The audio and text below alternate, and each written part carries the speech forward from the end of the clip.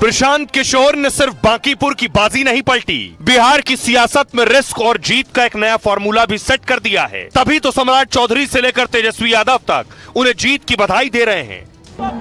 9 महीने पहले तक प्रशांत किशोर को हर कोई सियासत का हारा खिलाड़ी कह रहा था। बिहार की 238 सीटों में उनकी पार्टी चुनाव लड़ी, एक सीट नहीं जीत पाए और 236 में जमानत जब्त हो गई। लोग कहने लगे पीके की राजनीति खत्म, अब वो बिहार छोड़ देंगे। लेकिन पीके ने रिस्क लिया, उस बांकीपुर सीट से खुद चुनाव लड़े जो 31 साल से बीजेपी का अभेद्य गढ़ रही।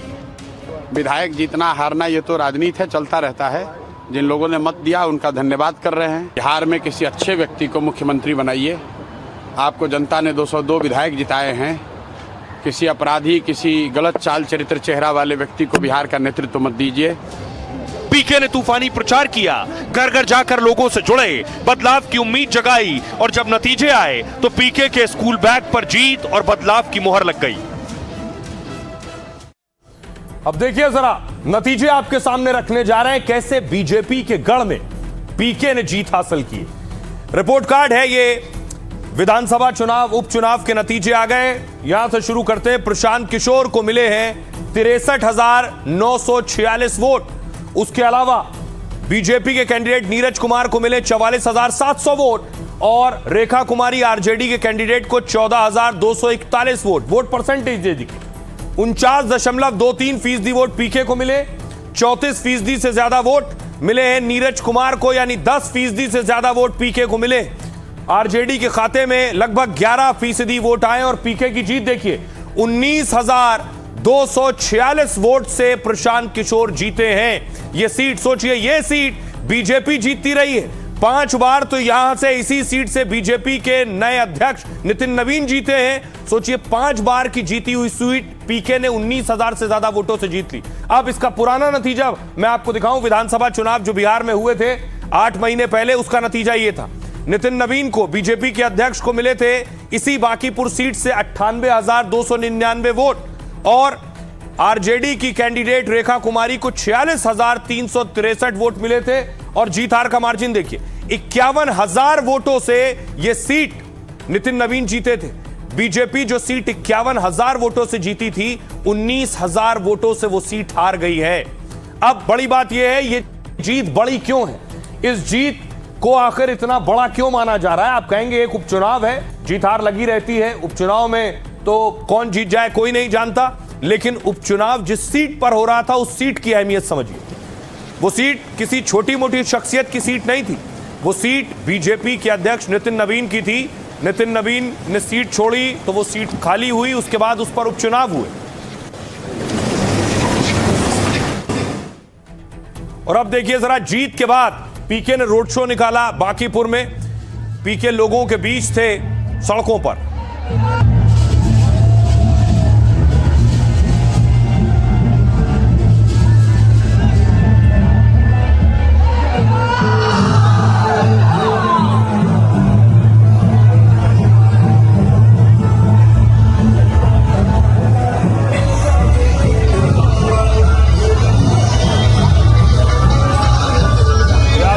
जन स्वराज कार्यकर्ताओं के साथ पीके सड़क पर निकले हैं। आखिर क्या हो गया 7-8 महीने में, बड़ी बात यह है।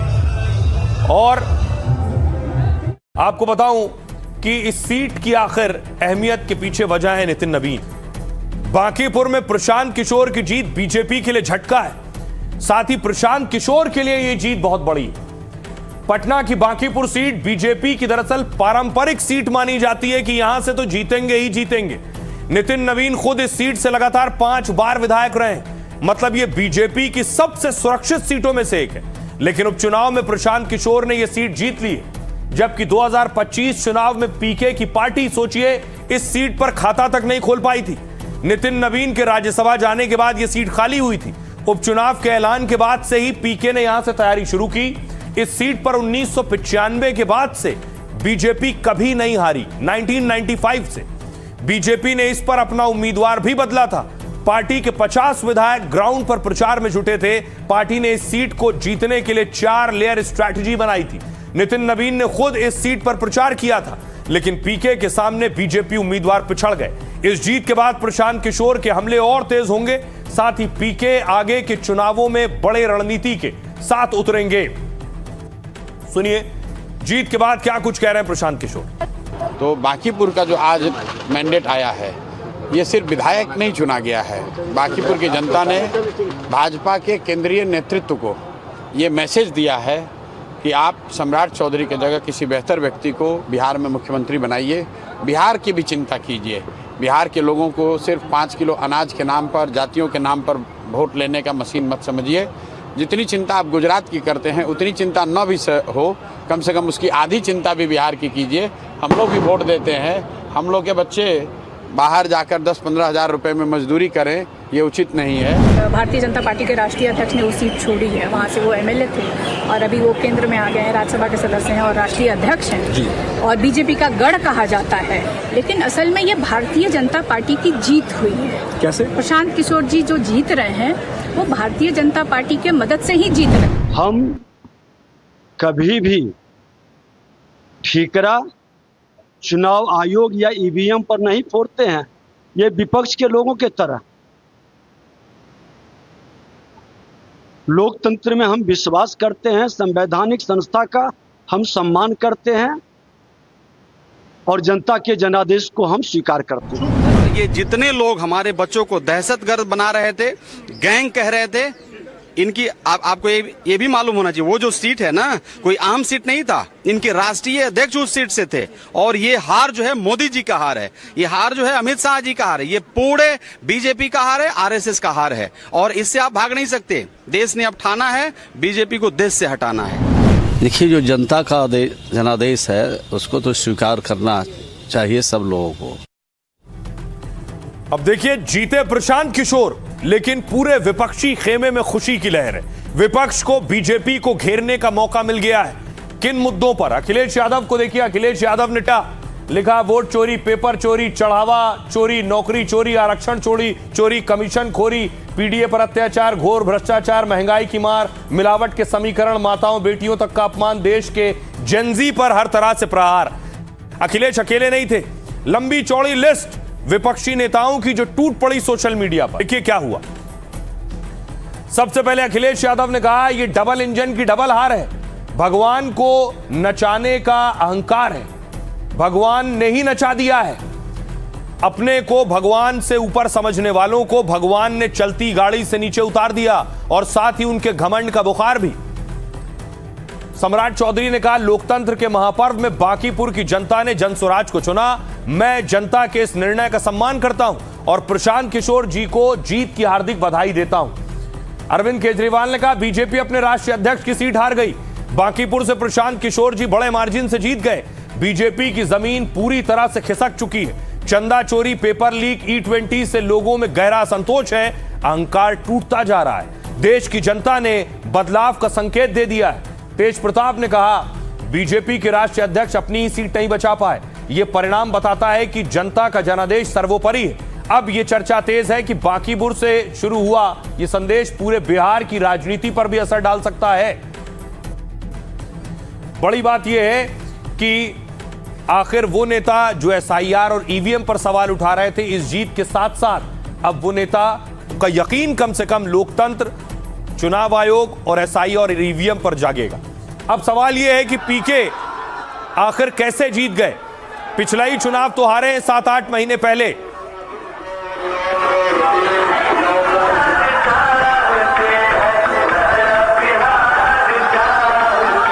पिछले चुनाव में सोचिए पीके की पार्टी का हाल यह था कि खाता नहीं खुला, जमानत जब्त हो गई और 8 महीने में पलट दी बाजी।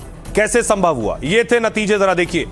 238 सीटों पर चुनाव लड़ा था पीके की पार्टी ने, 0 सीट मिली थी, वोट मिले थे 3.34%। जनसुराज ने 238 सीटों पर उम्मीदवार उतारे। प्रशांत किशोर ने उम्मीदवारों के लिए जमकर प्रचार किया, लेकिन नतीजों में पीके का जादू नहीं चला। प्रशांत किशोर की पार्टी का चुनाव में खाता तक नहीं खुला, पार्टी के अधिकतर उम्मीदवारों की जमानत जब्त हो गई। प्रशांत किशोर की पार्टी को 3.5% से भी कम वोट मिले। तब प्रशांत किशोर ने विधानसभा चुनाव नहीं लड़ा था, अधिकतर सीटों पर पार्टी उम्मीदवार रेस में नहीं थे। सोचिए, जमानत जब्त हो गई थी। सियासतदान क्या कह रहे हैं, सुनिए। दुनिया की सबसे बड़ी पार्टी है उस दुनिया की सबसे बड़ी पार्टी के राष्ट्रीय अध्यक्ष की सीट है और इसलिए बीजेपी के हार के बड़े मायने हैं। जब उनके राष्ट्रीय अध्यक्ष की अपनी सीट नहीं बच रही है तो बीजेपी के बारे में ये बात स्थापित है कि अब जनता का भरोसा उनसे पूरी तरह से उठ चुका है। और ये वही राष्ट्रीय अध्यक्ष जी जो लखनऊ दौरे पे गए थे तो हनुमान जी को, महाबली हनुमान जी, राम भक्त हनुमान जी के द्वारा अपना स्वागत करवा। देखिए आपके सामने रिजल्ट आ रहे हैं, जो जीते उनको मुबारकबादी पेश करता हूं मैं, लेकिन कहीं ना कहीं तो देश देख रहा है कि बीजेपी की उल्टी गिनती शुरू हो गई है। बिहार में तो जहां पे उनके अभी जो प्रेसिडेंट बने हैं वहां से जीते हुए थे नवीन साहब, उनके एरिया से वो हार गए, दातिया के अंदर वो हार गए। तो ये तो सब देख रहा है देश की जनता, बीजेपी की उल्टी गिनती शुरू। चुनाव के नतीजे में कई भावों का समावेश है, ये सामयिक निर्णय है और उस निर्णय के पीछे लक्ष्य था सत्ता के गुमान को चकनाचूर करना। कुत्ता बिलाई भी खड़ा कर देंगे, नहीं हारेगा। इस बयान को बांकीपुर की जनता ने गंभीरता से लिया और लोगों ने एक ही लक्ष्य धारित किया, पैर के घाव और माथा के घाव में तो पहले माथा के घाव ठीक करने का निर्णय लिया जनता ने। ये जनता का मैंडेट है और जनता के मैंडेट को एनडीए ने हमेशा सर आंखों पे रखा है। जो भी मैंडेट है वो सबको स्वीकार्य होता है। प्रजातंत्र में गढ़ कोई नेता या पार्टी नहीं बनाती है, लोग बनाते हैं, जनता बनाती है, वोटर्स बनाते हैं। और इस बार बांकीपुर की जनता ने ये सोच लिया था कि हम अपने इस पुराने गढ़ को अब और नहीं झेल सकते। उन्होंने इस गढ़ को ध्वस्त कर दिया है।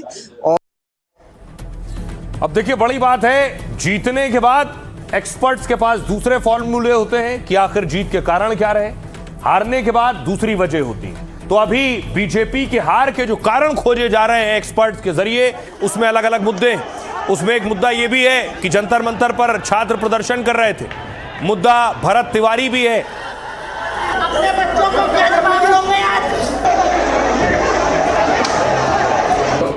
तो सवाल यह है कि आखिर बीजेपी अपने गढ़ में कैसे हार गई। तो आपको बताऊं, बांकीपुर में करारी हार पर बीजेपी में मंथन जारी है। आखिर परंपरागत सीट पर कैसे हारी बीजेपी। यह चुनाव नीट पेपर लीक पर आंदोलन के बीच हुआ। जंतर मंतर पर कॉकरोच जनता पार्टी का प्रदर्शन चल रहा था। देश के कई राज्यों सहित बिहार में इसका असर दिखा। इसके अलावा भरत तिवारी एनकाउंटर भी इस चुनाव में बड़ा मुद्दा बना। खुद प्रशांत किशोर ने भरत तिवारी के परिवार से मुलाकात की थी। लॉ एंड ऑर्डर पर प्रशांत किशोर ने सम्राट सरकार को घेरा। सम्राट प्रशांत किशोर भरत तिवारी के घर भी गए थे और प्रशांत किशोर जंतर मंतर भी पहुंचे थे छात्रों के बीच। बांकीपुर सीट पर बीजेपी ने उम्मीदवार बदला। पार्टी सूत्रों के मुताबिक इसका असर भी चुनाव पर हुआ। उपचुनाव में यहां 35% से भी कम वोट डाले गए, यानी वोट ही कम हुआ था। मतलब वोटर चुनाव को लेकर उदासीन दिखे।